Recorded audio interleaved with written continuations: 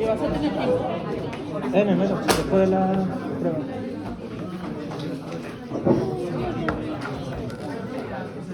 De hecho ya compré el pasaje. No voy ni ver. No jodas. Ahí de Egipto estaba más caro. Son 2 maletas de 24 kilos cada una. Unas planas. No es como chico. ¿Qué vas a hacer? ¿Cómo? ¿Cómo que vas a volver de ¿Cómo le haces? Vas a volver sin maleta, sin facturar maleta. Ah, o sea, es que viajo solamente. A Chile. Te pincho. Te vas a ir con 8 kilos. O con 12. No, pues, o sea, casi pues. A ver, aviación funciona de 8 a 10. No vas a más. No, pero esto es artículo personal. Sí, sí, te lo paso. Pero bueno. Bueno, vamos a hacer. Y vas a volver con eso. Sí, eso es lo que me Vamos a hacer el punto de importancia de 4. Hacemos este ejercicio 2. Así no me voy un año. Calculamos el coeficiente de influencia para el punto K. El coeficiente de influencia que nos daba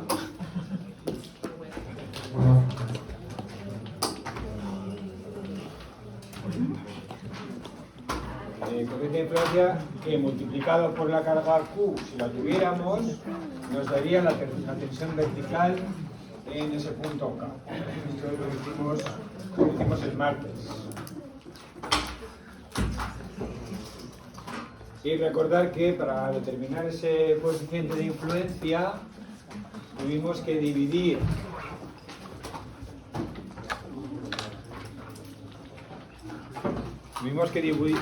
el rectángulo donde está aplicada la carga Q. Ese rectángulo donde está aplicada la carga Q, tuvimos que dividirlo en 2 rectángulos,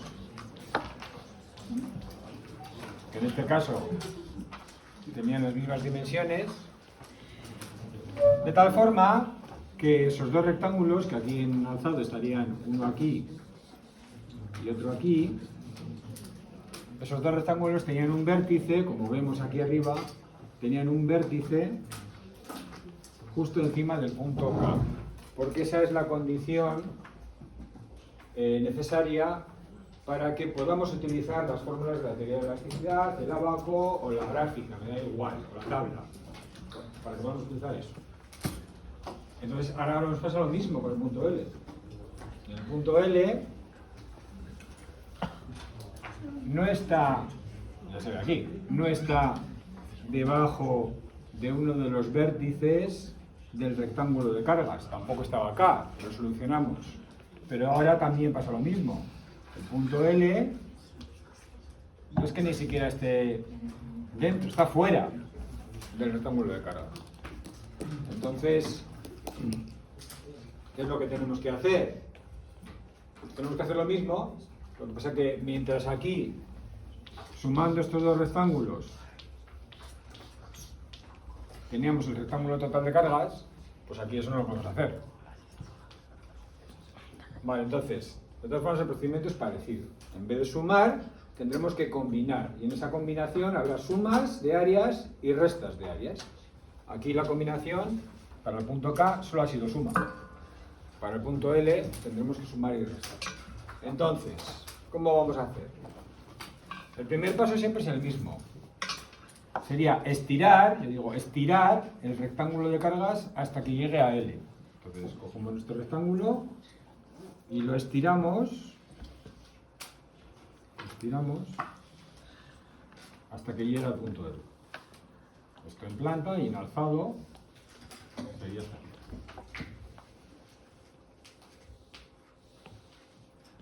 ¿Vale?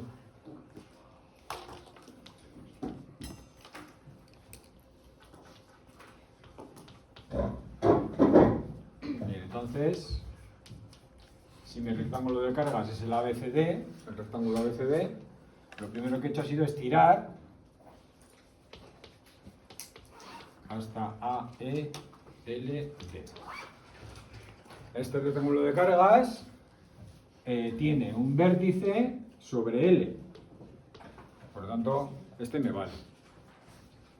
Entonces, la tensión vertical en L, que yo lo que quiero calcular es que sea Q por I sub L, esto es lo que me piden, esta es mi incógnita, igual que antes en el K me pedían esto, esta es mi incógnita. ¿Cómo la voy a calcular? Pues la voy a calcular como la tensión vertical producida por este primer rectángulo A, E, L, D, del cual yo puedo decir que es la carga Q por el coeficiente de influencia de ese rectángulo A, E, L, D, esto sí lo puedo decir. ¿Vale? Yo a la tensión vertical lo que quiero llegar es a esto. Pero sí sé que esta tensión va a ser la tensión producida por este rectángulo, que es más de lo que tengo. Entonces es más, le tendré que quitar algo. ¿Qué le quito? Pues lo que le he añadido. Le he añadido esto. Le he añadido este rectángulo. Pues lo tendré que quitar para que me quede el rectángulo real. Pues se lo quito. Menos B, E, L, C. En esto estáis de acuerdo, ¿no? Que ABCD es el grande menos el pequeño. Pues las tensiones que crean también se restan. La tensión que crea en L, el grande, menos la tensión que crea en L, el pequeño, B, E, L, C, pues me dan la tensión que me piden. Y en BLC también puedo utilizar la teoría de elasticidad y decir que es Q por el coeficiente de influencia de BLC. Porque ese rectángulo también está sobre L. Sería este de aquí, que tiene un vértice sobre L. Vale, es más difícil contarlo que verlo. Hacemos una combinación de rectángulos que me da el rectángulo final, ABCD. Y todos esos rectángulos tienen que tener un vértice sobre L. Y ya está. ¿Entendido? ¿Alguna duda? Entonces ahora tenemos que mirar estos dos coeficientes de influencia. Luego los restamos y ya está. Para el primer coeficiente de influencia, AELD. Lados. Pues uno es 5 metros y el otro 5 metros. 5 metros y el otro 5 metros. El rectángulo grande tiene esas dimensiones. La Z ya veis aquí. Hemos estirado el rectángulo hasta este punto. La Z es desde aquí, desde donde se aplica la carga, hasta el punto L. Esto era 1 metro. Sigue siendo 1 metro. A lo largo de todo el ejercicio ha sido 1 metro siempre. Porque es desde donde se apoya la carga hasta donde está el punto K y el punto L en este caso. Entonces la Z sigue siendo 1 metro. Y en el otro, en el pequeño, pues una es 5 metros y la otra es 1 metro.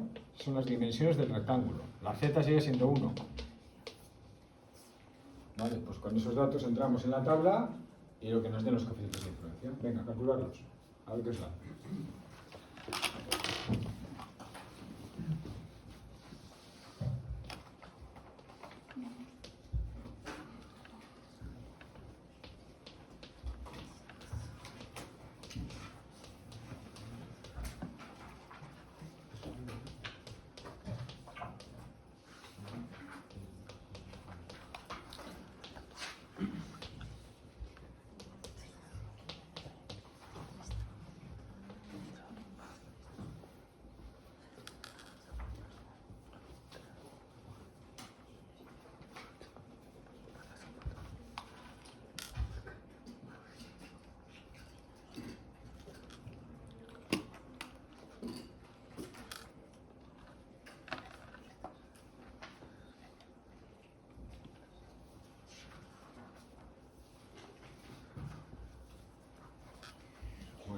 viene, como estamos, son A entre Z y B entre Z, A entre Z y B entre Z, como si divide entre 1, M y N coinciden numéricamente coinciden con A y B.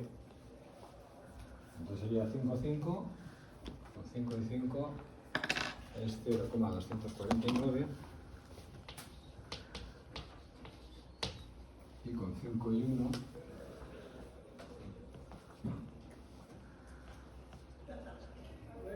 0,204.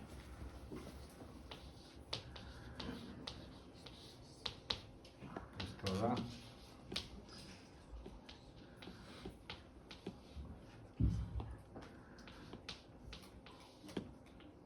este es el coeficiente de influencia que nos pide.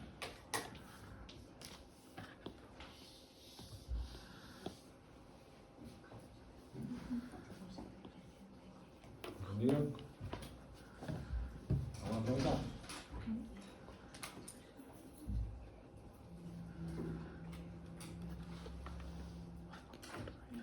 Fijaros, en el apartado anterior nos salió I sub k 0,460.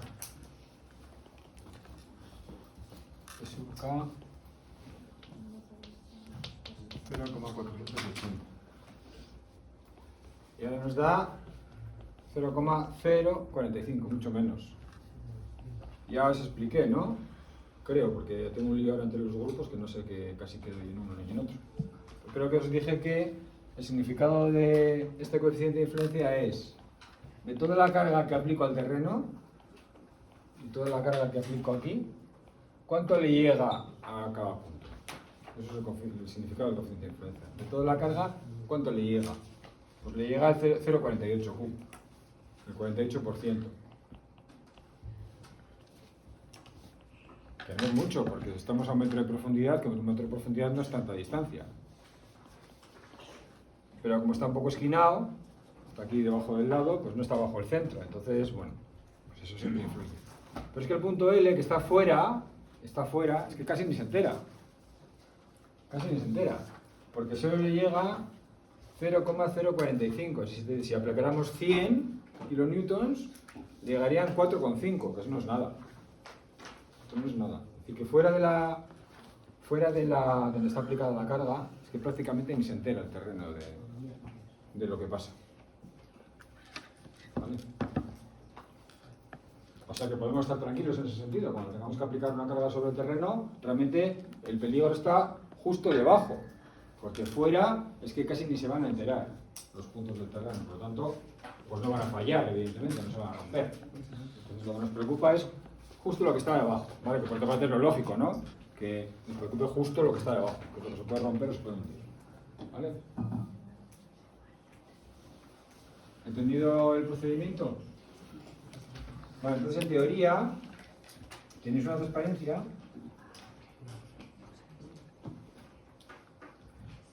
que hace un caso un poco más general todavía.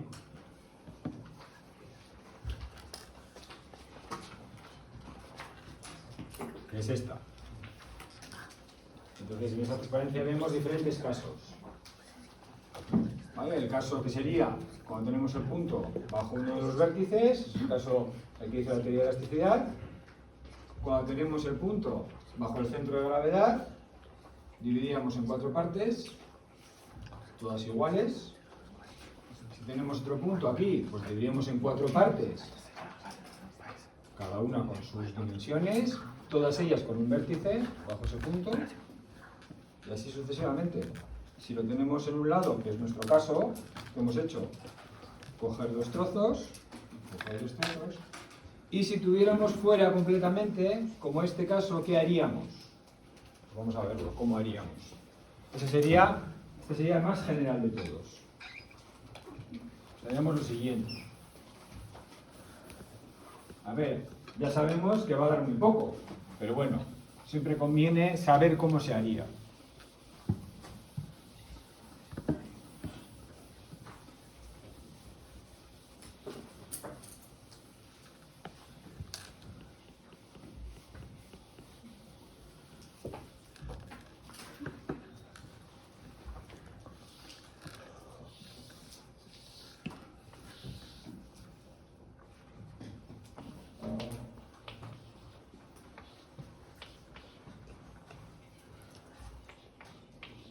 ¿Vale? Entonces, ABCD es el rectángulo de cargas. ¿Vale? Eso está puesto en plata. Ahora tendríamos las cargas aplicadas en ese rectángulo, conocido las dimensiones. Y quiero calcular la tensión vertical en el punto G. ¿Vale? Entonces, ¿cómo hacemos? Pues primero lo que he dicho, primero estiramos. Estiramos el rectángulo hasta que llegue a G.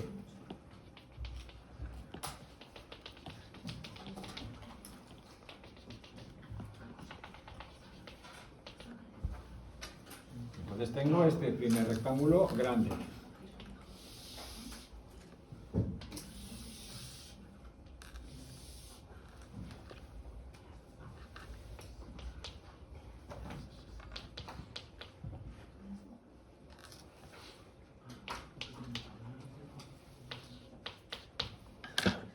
Ahora, ¿qué tengo que hacer? Quitar lo que he añadido. Como siempre, todo lo que quite tiene que tener un vértice en G, o encima de G. Entonces, quito. Por ejemplo, quito este trozo.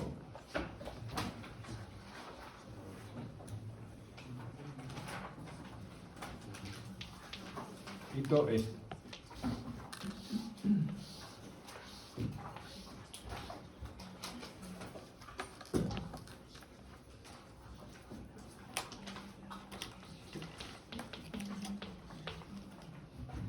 Lo puedo quitar porque tiene un vértice en G. Vale. ¿Qué me queda? Me queda todo esto. Me queda el rectángulo de cargas, ABCD, este vale, pero todavía me queda aquí otro trozo.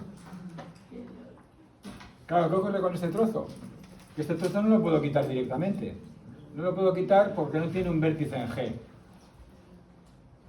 Entonces, ¿qué voy a hacer? Voy a quitar este trozo y un poco más. Voy a quitar este trozo y este, voy a quitar todo esto.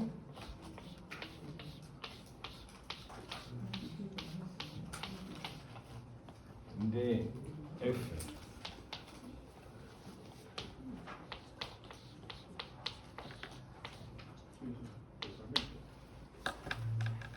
Esto, que tenía que quitarlo, y bueno, me tengo que ayudar de este trozo adicional para llegar hasta el punto G. Claro, ahora ya tengo el rectángulo de cargas, el bueno, pero este trozo le he quitado dos veces. Le había puesto una cuando he estirado, pero luego le he quitado una primera vez aquí y una segunda vez aquí, por eso estaba rayado dos veces. Entonces le tengo que poner más C, F, G, H.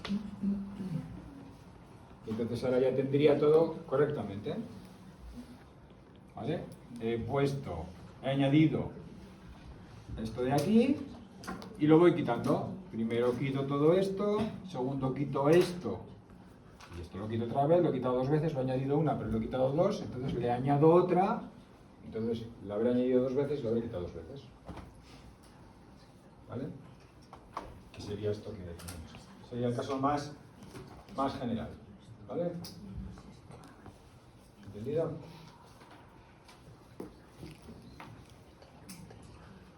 Vale, lo tenéis escrito también. Es lo mismo que hemos hecho. ¿Vale? ¿Alguna pregunta?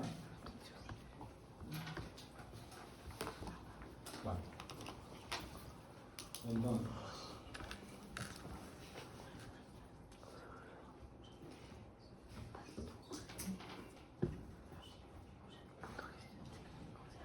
Va a ser un poco como teoría.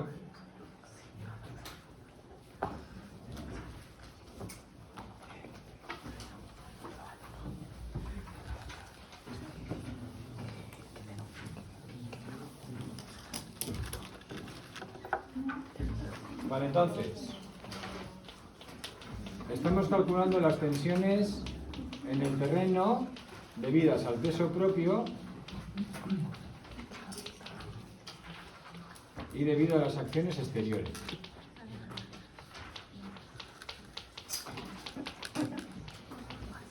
Además, cuando el terreno está saturado,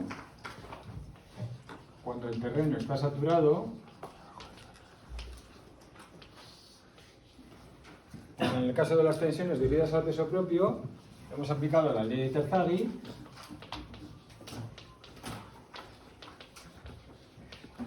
que me dice que la tensión total es la tensión efectiva más la presión del agua. Esto lo hemos aplicado para tensiones verticales y para tensiones horizontales. Pero solo lo hemos aplicado para tensiones debidas al peso propio. Vale, entonces vamos a ver, cuando el terreno está saturado, ¿qué ocurre con este mismo reparto de tensiones?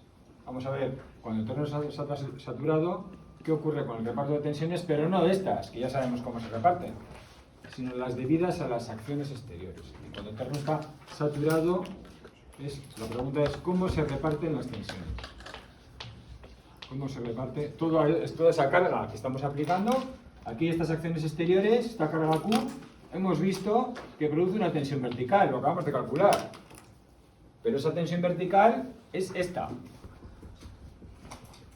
Entonces, cuando el terreno está saturado, ¿cuánto cogen las partículas sólidas y cuánto coge el agua?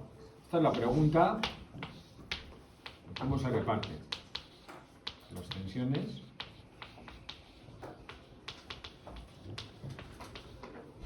Debido a las acciones exteriores.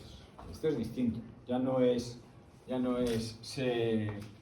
como antes, que por ejemplo para el agua metíamos el tubo y medíamos hasta donde subía. Entonces teníamos la presión del agua. Aquí ya no funciona así. Cuando tenemos una acción exterior, sabemos cuánto es la tensión vertical, lo acabamos de calcular, pero esto todavía no sabemos pues cómo se reparte. No sabemos cuánta parte se llevan las partículas sólidas y cuánta parte se lleva el agua. Entonces, para llegar ahí, pues tenemos que ver varias cosas. Fundamentalmente hay que ver el concepto de permeabilidad.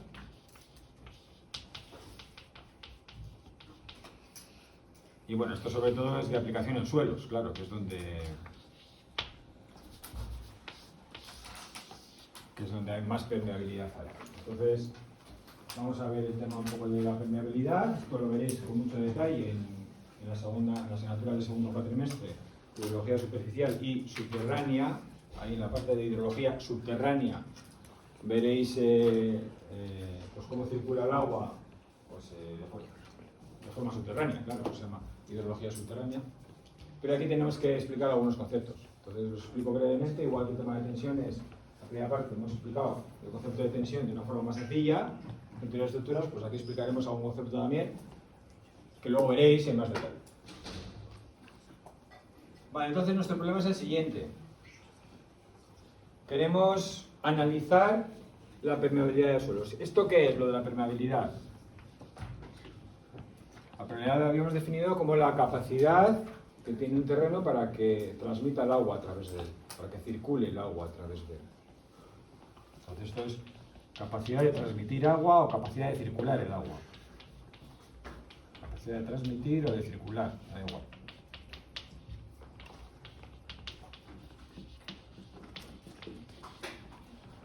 Es lo mismo. Que el agua se transmita o circule en el suelo, da igual, es lo mismo. El concepto es el mismo. Claro, aquí el asunto es que el agua en el suelo circula por los huecos. Y parece lógico pensar que cuando los huecos son grandes, pues irá más rápido, y cuando los huecos son pequeños, pues irá más lenta, porque tiene más dificultad. Eso parece que es lo lógico. ¿Dónde están los huecos grandes? Pues los huecos grandes están entre las partículas que son más grandes. Si tenemos partículas grandes como gravas, pues hombre, el encaje será el que sea, pero el hueco va a ser mucho más grande que si tenemos estas partículas pequeñas, que pueden ser de arena, de limo, o algo así. Ahí los huecos son mucho más pequeños que en estas partículas más grandes. ¿Vale? Pero hay huecos, tanto entre las partículas grandes como entre las partículas pequeñas. De hecho, siempre decimos que el suelo tiene tres fases y una de ellas son los huecos. Puede tener aire o agua. Vale. Entonces, vamos a analizar qué ocurriría si dentro del terreno, pues un suelo cualquiera, vamos a suponer que este suelo está en pendiente, Y entonces, en este suelo, vamos a analizar cómo circula el agua desde un punto A hasta un punto B. Eso es lo que vamos a estudiar. Vamos a estudiar cómo circula el agua desde este punto A hasta este punto B. Bien, a suponer que están pendientes. Imaginaros que es una ladera, ¿vale? Es la ladera de una montaña, entonces el agua, simplemente por gravedad, va cayendo. Va moviéndose en la dirección en esta dirección. Y va desde A hasta B. Vale, entonces desde A hasta B recorrerá una distancia, pues más o menos, bueno, recta, más o menos. Pero esta es la distancia que recorrería si nosotros lo viéramos desde fuera. Si nos acercáramos, este recorrido sería así. ¿Vale? Iría por donde pudiera. ¿Vale? Iría entre los huecos. Los huecos no tienen por qué hacer un camino perfecto. No, hará lo que sea. ¿Vale? Irá por donde pueda. ¿Vale? Bien, pero esta distancia, la distancia entre A y B, le voy a llamar L. La distancia entre A y B, la voy a llamar L. Vale, voy a establecer un plano de referencia, un plano horizontal de referencia. Lo puedo establecer donde quiera, da igual. ¿Vale? Lo puedo poner aquí, aquí, allí, ya veremos que luego no influye. ¿Vale? Pero voy a establecerlo, si me da la gana, en un plano horizontal, que va a ser para nosotros una referencia. Vale, la altura desde el punto A, estoy estudiando cómo circula el agua desde A a B. La altura desde este punto A al plano de referencia le voy a llamar altura de posición y lo voy a representar por Z sub A. Y a B lo mismo. La altura desde el punto A hasta el plano de referencia le voy a llamar Z sub B y también le voy a llamar altura de posición. Puede ser positiva o negativa, me da igual. Puedo poner el plano de referencia aquí arriba y decir que esta es la altura de A y que esta es la altura de B. No me importa, me da igual. Vamos a ver luego que me da igual. Vale, eso sería la altura de posición, la representamos por Z. Luego en el punto A, por otra parte, el punto A, como tenemos agua, sabemos que en este punto A hay una presión de agua, que le llamamos U sub A, ya no sabemos cómo se calcula. La presión del agua, decíamos que era, en el punto A, sería gamma W por la altura hasta el nivel freático. ¿Desde dónde? Desde el punto A. ¿Vale? Y para el B lo mismo. Gamma W por la altura hasta el nivel freático. ¿Desde dónde? Desde el punto B. ¿Vale? Que en principio pueden ser alturas iguales o alturas distintas, bueno, lo que sea. Este es el concepto, ya lo hemos visto. Bueno, presión del agua. Y además también habíamos dicho que si metemos un tubo en el punto A o en el punto B, ¿hasta dónde subiría? Hasta el nivel freático. Pues eso voy a hacer. Voy a meter un tubo en el punto A y luego subirá hasta el nivel freático. Voy a llamarle a ese punto A'. Hago lo mismo. Punto B, meto el tubo y subirá hasta el nivel freático, B'. Como hemos dicho que esto está inclinado, ¿no? Que tenemos que es una ladera, pues entonces el nivel freático no es horizontal, está inclinado. ¿Vale? Por eso este punto y este punto están a cotas distintas. Es un caso general. ¿Vale? Por tanto, A', todo el tubo está hasta el nivel freático y este lo mismo, sube hasta el nivel freático. Entonces, esto es lo mismo que poner gamma W por A'. Esto es lo mismo que poner gamma W por BB'. Es lo mismo. ¿Vale? Bien. Entonces, de aquí puedo despejar lo mismo. Bueno, tenéis aquí, ¿eh? Gamma W por BB', gamma W por A'. Si despejo A' y BB', pues ¿qué me va a quedar? Pues sub A entre gamma W y sub B entre gamma W. Esas alturas, A' y BB', las vamos a llamar altura de presión. Altura de presión. Altura de presión, porque está relacionada con la presión que tiene el agua. ¿Vale? Cuanta más presión tiene, pues más alta es la columna. Cuanto menos, pues más baja. Así que tenemos dos alturas. La de posición y la altura de presión. ¿Vale? Bien.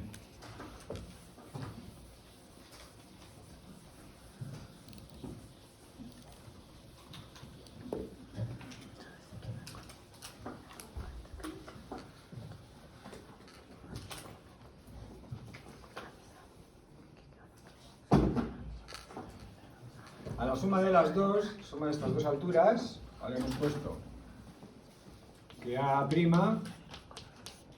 era U sub A entre gamma W y B' era U sub B entre gamma W. Si sumamos estas dos alturas, la de posición Z más la de presión, A' o U entre gamma W, la que sea, la suma de estas dos la vamos a representar por la letra H y se llama altura piezométrica, nivel piezométrico o carga hidráulica, cualquiera de las dos. Cualquiera de las tres. Nivel piezométrico, altura piezométrica o carga hidráulica, se llama de las tres fuerzas, ¿vale? Entonces tenemos que H es igual a Z más U entre gamma W. Esto es la altura piezométrica o el nivel piezométrico.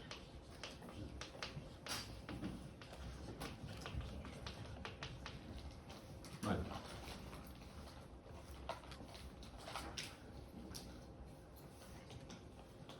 Bien, por otra parte, pues en los puntos A y B, si se están moviendo, es decir, si el punto A, si el agua que está en el punto A llega hasta el punto B, es porque se está moviendo y se está moviendo con una velocidad. Entonces, desde A hasta B,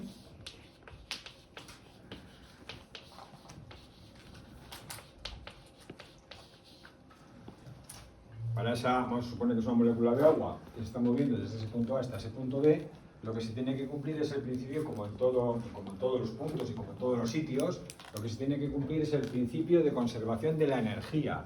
Es decir, que la energía que tenía esa molécula en A, pues tiene que estar también en ese punto B. La energía, pues que tiene esa molécula en el punto A, tiene que permanecer también en el punto B, salvo que se pierda algo en el camino, que ya tenemos claro que se va a perder, porque si el agua tiene que pasar entre los huecos y entre las partículas sólidas, ahí va a haber rozamiento y se va a perder, lógicamente.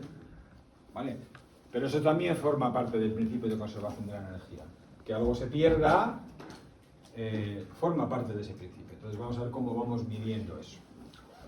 Entonces voy a aplicar ese primer principio de conservación de la energía entre A y B. Para una molécula de agua.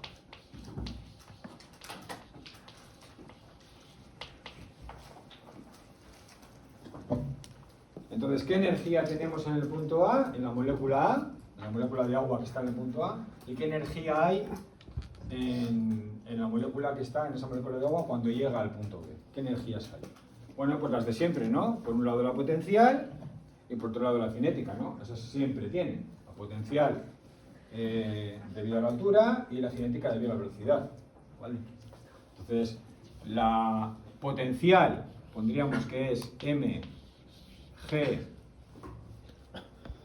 h, ¿no? Decís mgh. ¿H hasta dónde?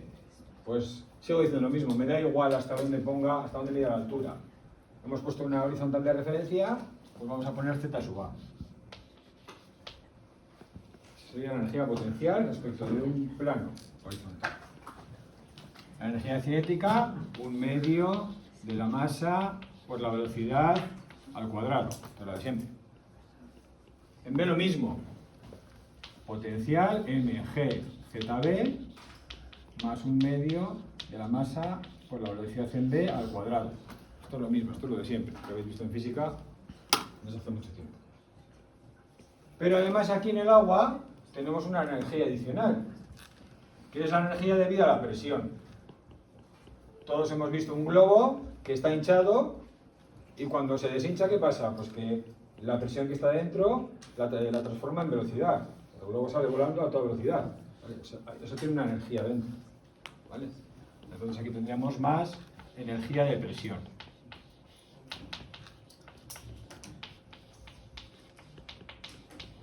En A. Y luego más energía de presión en B.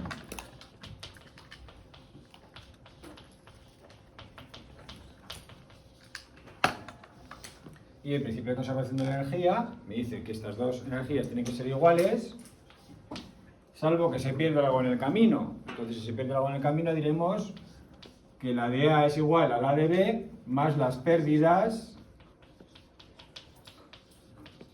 entre A y B.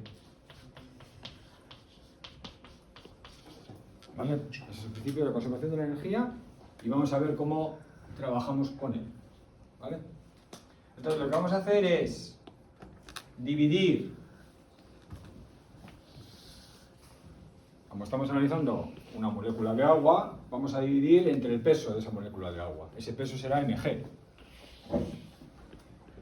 Ese peso será mg. Entonces vamos a dividir toda la expresión que nos acaba de... Toda esta expresión la vamos a dividir entre mg. Entonces, ¿qué quedaría? Z sub A, que hemos llamado altura de posición del punto A.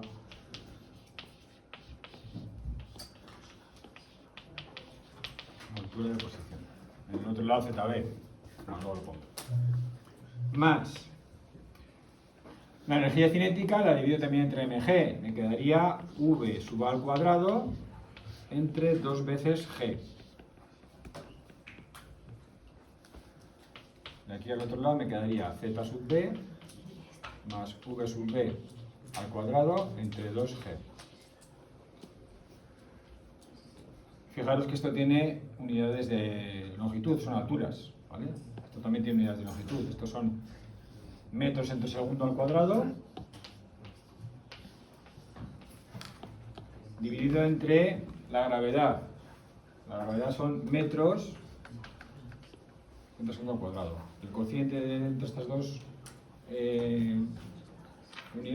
unidades son metros. ¿Vale? Son unidades de longitud todo. ¿Vale? Entonces, la energía de presión, ¿qué puedo poner? Pues lo mismo que he puesto antes, puedo poner A'. Y aquí BB'. A más presión tendremos altura, a menos presión tendremos menos altura. Por lo tanto, es equivalente. Esta es lo que hemos llamado altura de presión.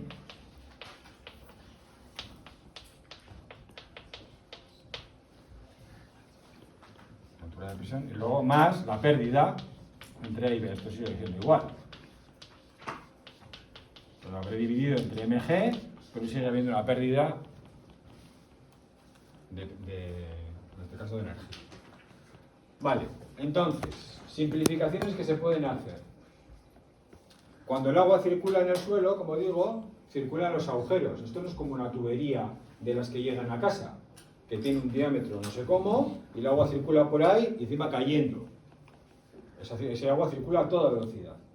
Pero en un suelo no es así, tenemos unos agujeros muy pequeños y encima no están todos en línea, sino que tiene que ir pues, como pueda, ¿vale? Entonces, para la circulación del agua en el suelo, los términos de velocidad son muy pequeños y encima los elevamos al cuadrado y dividimos entre 2g. Entonces, esto es tan pequeño que se puede despreciar. Solo en el suelo. Luego, cuando veáis... No sé si en fluidos lo veis ahora. Pero cuando veáis hidrología, no digáis que yo he dicho que esto se puede despreciar en una tubería, porque una tubería no se puede despreciar. No, en el suelo. Y por la razón que he dicho. Porque los huecos son relativamente pequeños y encima no está recta el camino por donde tiene que ir. ¿Vale? Bueno, eso que quede claro. Entonces, fijaros, este principio de conservación de la energía, tras despreciar la energía cinética, dividida entre mg, me queda que Z sub A más la altura de presión, que es esto de aquí, Z sub A más U sub A entre gamma W, es igual a Z sub B más U sub B entre gamma W más la energía perdida.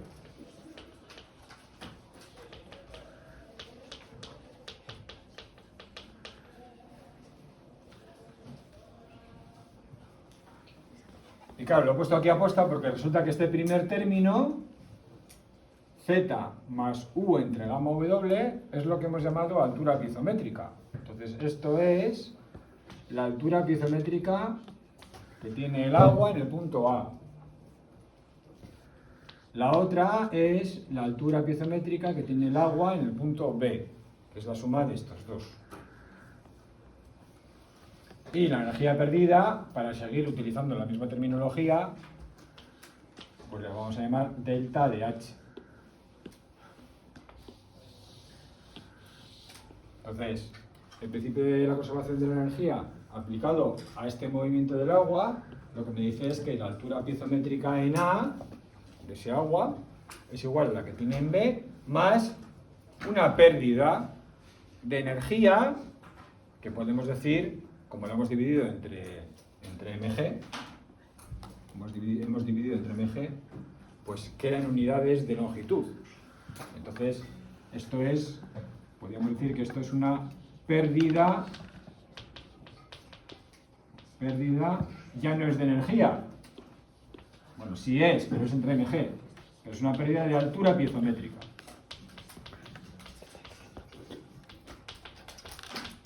Una pérdida de altura piezométrica.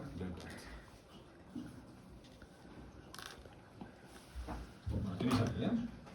Entonces H sub A es igual a H sub B más una pérdida de altura piezométrica o pérdida de carga hidráulica o pérdida de nivel piezométrico. Muchas veces, en vez de decir pérdida de altura piezométrica, se dice pérdida de carga. Esto también lo utilizaréis en hidráulica. Pérdida de carga. Se refiere a esto. Pérdida de altura piezométrica. ¿Vale? ¿Entendido? Bien. Bueno, pues se llama gradiente hidráulico. Se llama gradiente hidráulico al cociente entre esa pérdida de carga, H sub A menos HB,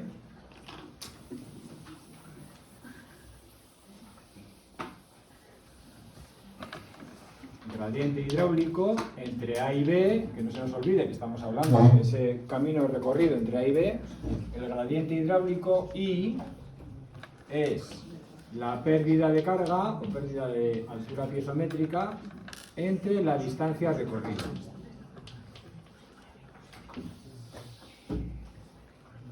¿Vale? Entonces, cuando H sub A sea distinta de H sub B, cuando H sub A sea mayor que H sub B, pues el agua circulará. Pero si en nuestro caso tuviéramos un terreno horizontal, pues el agua no circulará, porque H sub A y H sub B serán los mismos.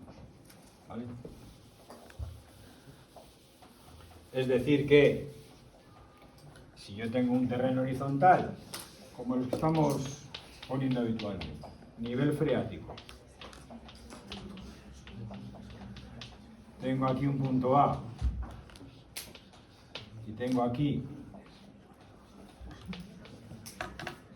un punto B, y yo quiero ver si el agua que está en A está saturada, y yo quiero ver si el agua que está en A se mueve hasta B, pues a ver, el sentido común nos dice que no. ¿Por qué? Porque esto es lo que hemos llamado la altura de presión. ¿Hasta dónde? Hasta nivel freático. Esto sería A'. En B, hasta el nivel freático, esto sería B', esto sería U sub B de gamma W. La altura de posición, pues lo podemos poner aquí. El plano de referencia lo ponemos aquí.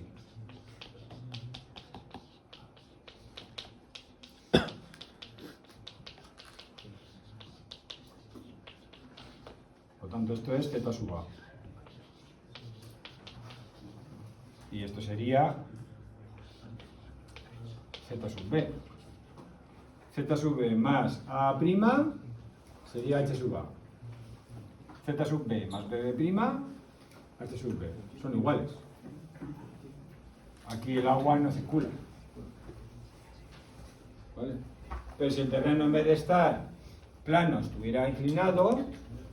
El nivel freático normalmente también se pone inclinado. Entonces, ahí sí habría movimiento. ¿Vale? Es lo mismo que ocurre en un depósito. Esto lo habéis visto un montón de veces supongo que en secundaria y en bachiller más. ¿Por qué el agua circula de un recipiente a otro cuando tenemos diferentes alturas? Por la misma razón. Circula por la misma razón. Porque en este punto A, esta es la Z sub A, y esta es U sub A, y esto es A'. Aquí en este punto B, esto es Z sub B, y esto es BB', entonces el agua puede circular de aquí a aquí, porque H sub A es mayor que H sub B. Como podéis ver, H sub A sería todo esto, y H sub B sería todo esto. Y hasta que no se equilibran, pues ¿qué ocurre cuando se equilibran? Que la altura piezométrica es la misma. Entonces por eso se mueven. ¿Vale? Es lo mismo. Me da igual que en el suelo, me da igual en dos depósitos como esos. ¿Vale? Conceptos exactamente. ¿Entendido? Vale. Bien, entonces, viendo eso, pues hace casi 200 años hubo un científico francés, Darcy, que empezó a estudiar con detalle esta circulación del agua en suelos. Es a lo que vamos, a analizar la circulación del agua en suelos. Entonces, diseñó un experimento en el cual hizo circular a través de un tubo lleno de diferentes suelos, de diferentes tipos de suelos, hizo circular agua que caía de este depósito. Entonces, el agua caía de este depósito, lógicamente por gravedad cae, y luego pues seguía circulando y la recogía, atravesaba el suelo y la recogía aquí. De tal forma que medía el caudal sabéis que son metros cúbicos por segundo, por ejemplo, es decir, un volumen por unidad de tiempo. Medía el caudal que salía, ¿vale? Que evidentemente es el caudal que salía aquí también, ¿no? Que sale de aquí, atraviesa el suelo y luego se recoge. Entonces, pues estuvo analizando eso para diferentes tipos de suelo, y en dos puntos de ese suelo, los puntos A y B, metió unos tubos, como siempre hacemos, para ver hasta dónde subía el agua. ¿Vale? Con eso medía la altura de presión, claro. Aquí lo mismo. ¿Vale? Vio que si el agua circulaba era necesariamente porque había diferencia de alturas. ¿Vale? Si el agua circula, lo que acabamos de decir es porque la altura piezométrica en A y en B son distintas. Entonces, si circula, esa altura piezométrica, la diferencia tiene que estar en algún sitio. Pues lo recogió. Y entonces pues hizo esta prueba para diferentes tipos de suelo. Entonces, pues según fue haciendo los ensayos, las pruebas, pues y fue recogiendo el caudal, pues observó que este caudal siempre se regía según una expresión. Este caudal era directamente proporcional ¿a qué? Pues era directamente proporcional a S. S era la sección transversal del cilindro. Entonces, a más S, más caudal. A menos S, menos caudal. Sección transversal del cilindro, es decir, pi r cuadrado. ¿Qué más? Sección transversal del tubo. El suelo llenaba el tubo. Pues proporcional a esa sección. Luego, vio que también era proporcional al gradiente hidráulico, tal como lo hemos definido ahora. Es decir, H sub A menos H sub B entre delta de L. H sub A menos H sub B entre delta de L. Me diréis, ¿pero por qué esto es delta de H? Si hemos dicho que H es Z más A', si queréis. Hombre, porque si yo pongo el plano de referencia aquí, ZA y ZB son 0. Entonces la H coincide directamente con lo que sube el agua, directamente con la altura de presión. Entonces, si Z es 0, pues poniendo el tubo directamente lo que medimos es la altura piezométrica, ¿vale? Entonces, pues vio que las alturas piezométricas eran distintas. Entonces, con alturas piezométricas distintas, efectivamente hay movimiento, gradiente y radio. Entonces, como esta diferencia de alturas las podía medir aquí en una escala, recordar que son distancias. Pues se medía esta distancia, entonces vio que, pues para que siempre este caudal era proporcional a la diferencia de alturas piezométricas y que era inversamente proporcional a la longitud, a la distancia entre A y B. Delta dL es esta distancia, como veis aquí en el dibujo, entre A y B. Pero además de todo eso, que todos esos valores él los tenía conocidos, sabía cuál era la sección, aquí podía ver cuál era la diferencia de alturas piezométricas, la longitud era conocida, pues además este caudal era proporcional a una constante K.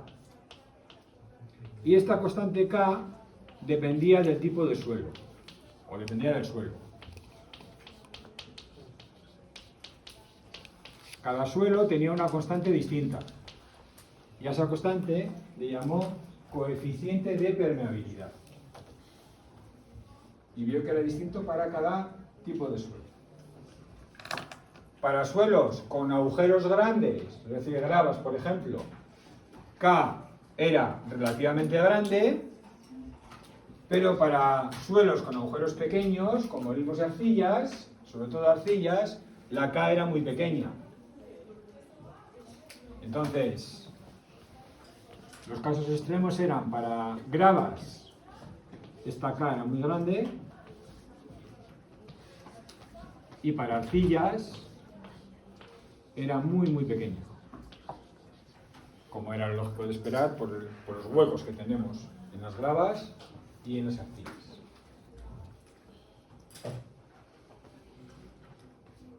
Bien, ¿qué unidades tiene este coeficiente de permeabilidad?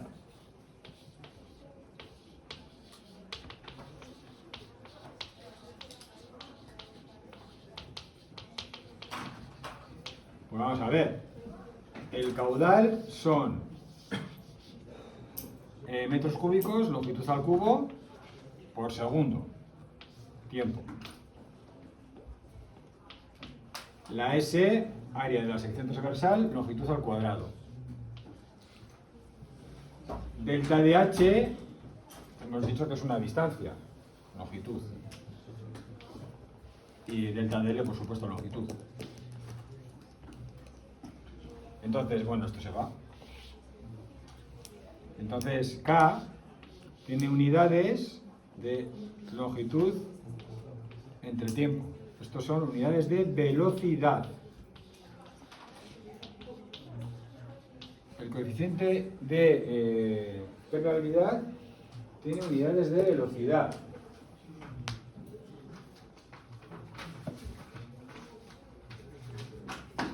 Entonces, ¿está relacionado con la velocidad de ese agua?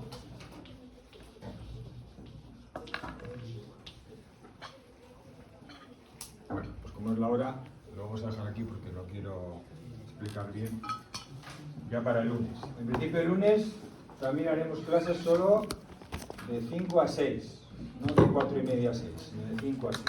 ¿Vale?